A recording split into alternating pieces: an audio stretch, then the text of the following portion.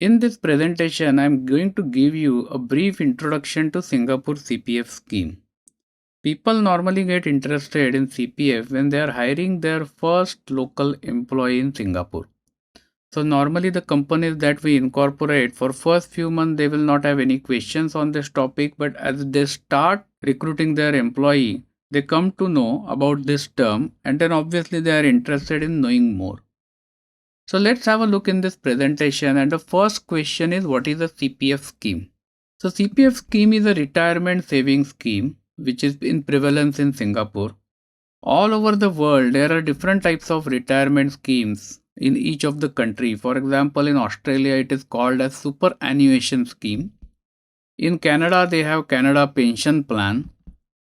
In USA there are few different plans, and there is also something called as 401k.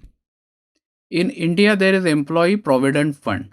So just like this, retirement saving plan implemented in Singapore is called as Central Provident Fund (CPF), and the website of the governing authority is cpf.gov.sg.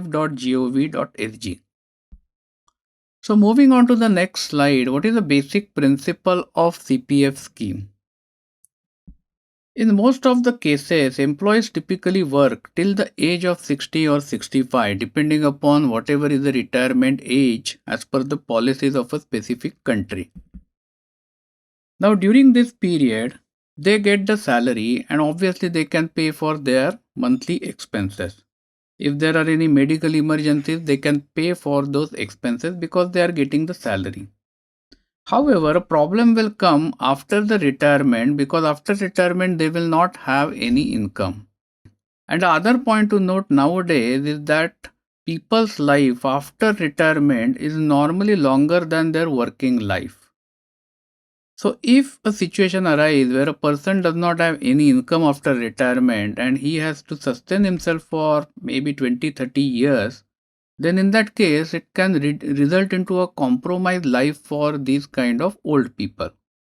So to avoid this situation, the CPF scheme has come into picture, and what it does, every month it deducts some money from the salary of the employee and deposits it to the CPF account of that person. After retirement, that person will get monthly payout from government. So this is in line with the basic principle of any provident fund scheme. So moving on to the next slide, then who is subject to CPF deductions in Singapore? So not all employees are subject to CPF deduction. Only those employees who are Singapore citizens or Singapore permanent residents are subject to CPF deduction. If an employee is on employment pass or is a work permit holder, then their salary is not subject to CPF deduction. The primary logic behind this is that employment pass holders or any work permit holders are considered as foreigners, and it is expected that maybe after few years they will go back to their home country, and therefore their provident fund management need not be done in Singapore. Now one more point to note here is, for Singapore citizens and Singapore PR, CPF scheme is mandatory. So they don't have any option not to opt in or anything like that. Moreover, there is only one scheme in Singapore, so you do not have options to choose between government pension fund versus private pension fund or anything like that. So every employee who is a Singapore citizen or a Singapore PR is subjected to this government CPF scheme. What are the CPF rates then? So I am showing here you the table of CPF rates, and generally in most of the cases the rate that is applicable is in this first row for people below 55 years. So in case of these employees, 20% of the salary of the employee will be deducted. So this is called as employee's contribution, and on top of that 17% contribution will be made by the employer.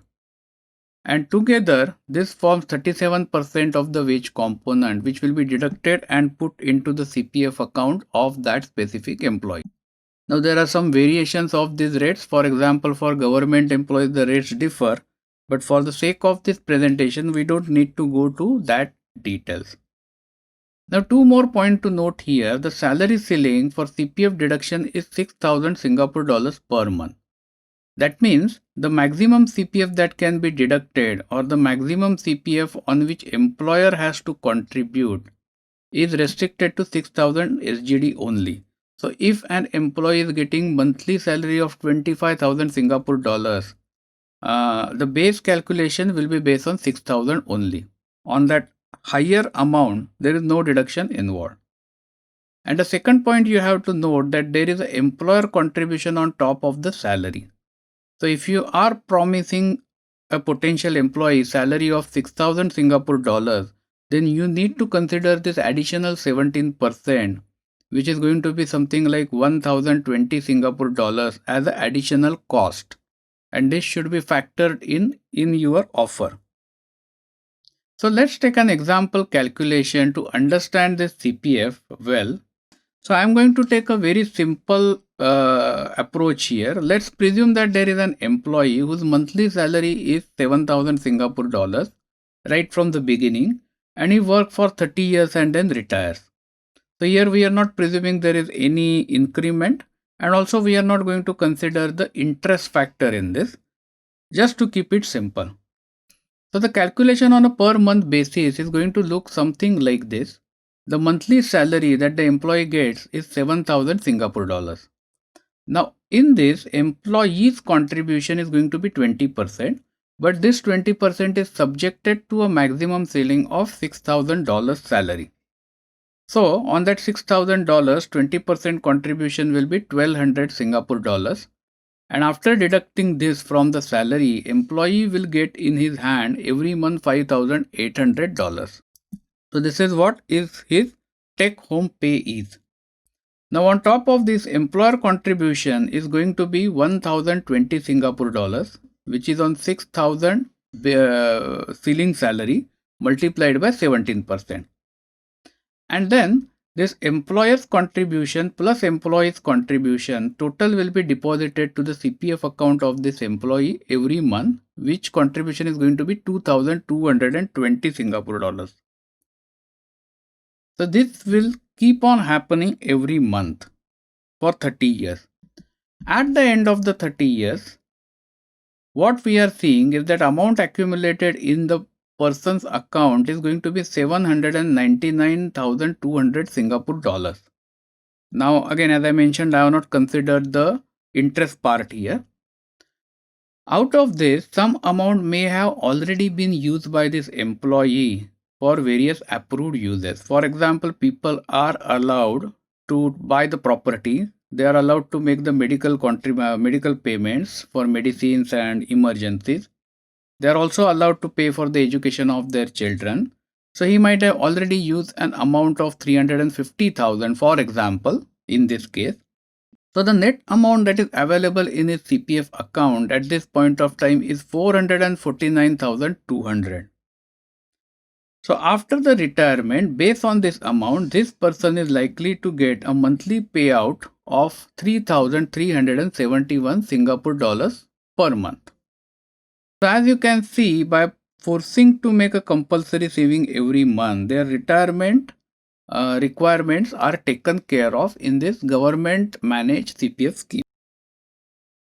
So in summary, CPF is a retirement scheme for Singapore citizens and permanent residents. Every month a specific percentage is deducted and employer contribute on top of it, and this amount is deposited in their account. There are few more videos in this playlist explaining other aspects of CPF, so do have a look on those. Thank you for watching this video. This video was brought to you by Epica Consulting Singapore. Subscribe to our channel today to get notified when new videos are posted.